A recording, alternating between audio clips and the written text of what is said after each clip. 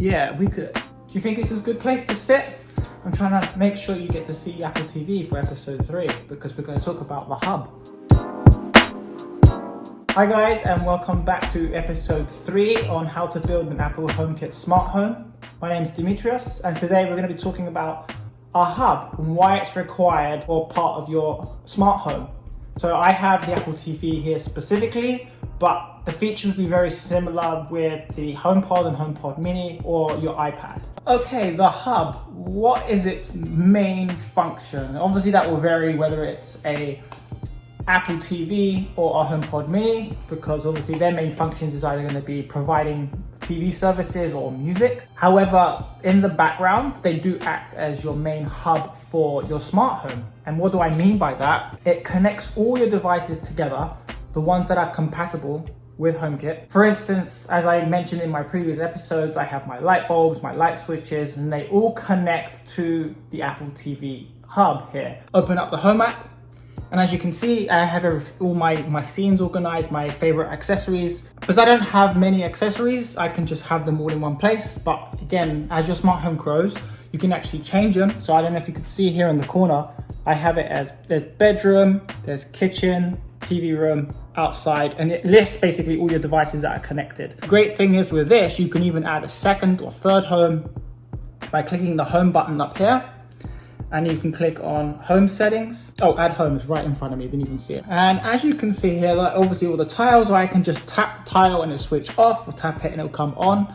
If I wanted to, if it had a dimming function, you can just hold the tile, it will pop up the screen here. And then you can just drag your finger and then the percentage is listed at the top here, and you can just adjust the percentage as you wish. Want to activate a scene, click on the scene, and then you can see all the functions change. So if I click on, let's click on my new one here, Ocean Vibes. As you can see, everything's changed, the LEDs came on. Now, the benefit of having a hub, so the Apple TV, HomePod, HomePod Mini, iPad, so if you go under automations, you can have automations. And you could do this without the hub, but the minute you leave the vicinity of your home, you don't have any more functionality in controlling your home. You can only use the automations if you are home. In this case here now, it even says under home, and if you click the home icon here and you go to home settings, scroll down to hubs and bridges, you can actually see here I have the TV room Apple TV connected, and that's my hub, and it even tells you what devices are compatible.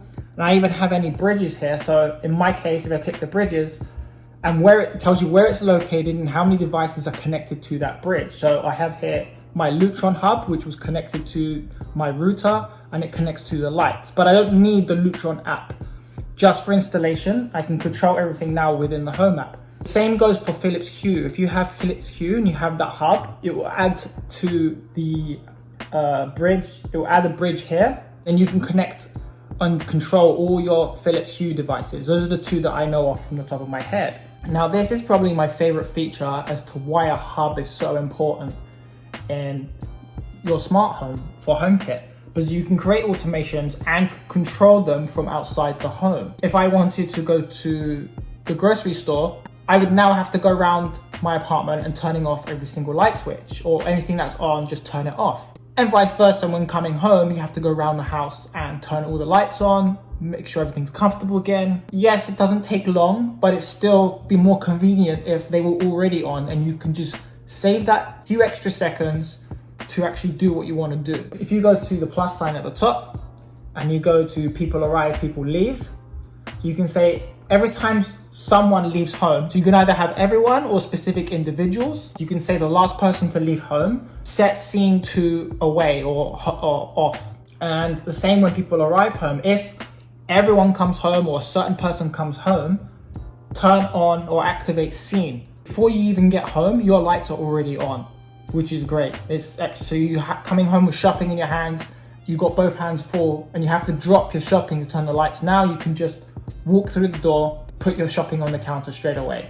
And if you have a smart lock, it's the same again. You can have your door unlocked and open for you, drop your shopping straight in without having to go around, getting your keys out, turning the lights off. Like, this is perfect. So in addition, you can have personal automations on your iPad, your iPhone, or for whoever which user that is. I have an automation on my iPhone saying when my alarm goes off, activate this scene. Your lights can come on, your shades can roll up, whatever it may be, you can have that scene set. And the great thing is, you don't actually have to do anything on Apple TV. It knows. They're really easy to set up. Literally plugging it in, all you do is it says hold your Apple device next to it, and then it just sets up. It's that easy. Okay, shall we quickly browse Apple TV just to show you some of the features? You have your music, so you can play your music here. So if you have the Apple One family account, you can literally just play different music on different devices. You have Apple Arcade, so you can either use your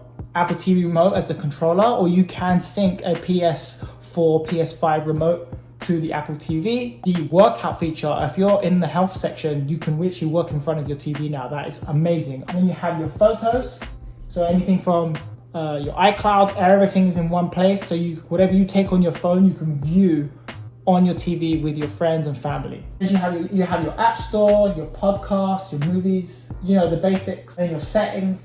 The settings are really easy. It even tells you your remote, how much battery you have. There's so much that I can't cover everything in this episode, but if you do have questions, anything specific with Apple TV, put a comment down below and I'll be glad to help you. There is no home app on the Apple TV, which, despite it being the hub, which I find weird. However, if you know your scenes, and generally you know how you name them, whether it's morning, evening, away, Netflix and chill, whatever.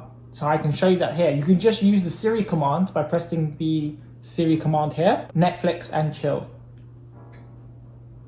And then all my lights change. It's simple as that. Set scene to home. So easy. Now I know I covered features on Apple TV. The HomePod and HomePod Mini will be very similar in terms of function. However, you don't have that visual aspect. You'll have more voice command. You'll just say the command, so activate scene. And like I said in last week's episode, if you have more than one hub and you set it to be, and you name it where the hub is, whether it's kitchen, bedroom, TV room, whatever it is, it knows where you are in that room. So if you're in the kitchen and the HomePod there and you just say turn off lights, it will just turn off the kitchen lights because that's where you are located. Unless you give it a specific command or scene, etc. I forgot to mention AirPlay. Again, another handy feature. You can just AirPlay from iPad, iPhone straight to your TV. Again, there's limitations with third-party apps like Netflix, Amazon. I find it weird why they don't let you AirPlay from your device to your TV. Like sometimes it doesn't work. I've definitely had issues there. That's not to do with Apple, that's to do with those services because they block it. They think you're streaming it to I don't know why. I just don't know. It's so stupid. The whole point of this hub is so you have access to control your home. It knows where your device is. So the minute you leave that vicinity, it will activate those specific scenes. And I found it so handy. Since I've installed it, I have not really had to touch lights again other than the ones that aren't connected, which I will upgrade. And what I will do at some point is I will buy another light switch and do an installation to show you the procedures. I mean, if there's any other questions that you have regarding the hub, whether you want anything set up, any specific features, how to install, please put a comment down below. I'll be more than happy to help. I am active on YouTube and I want to share my knowledge and assist you. Obviously, there's plenty of videos out there with specs and installation. They're really you can search those. And I don't want this video to run too long either. But next week we'll cover smart plugs. Like they're really basic and I'll show you how much of a benefit they can be because I have a couple, actually 3 around my apartment and how useful they are. So we'll cover those next week. Like always, my name is Dimitrios. If you enjoyed this video, remember to give the video a like, subscribe to the channel for future episodes, and I will see everyone next week in episode 4. Peace.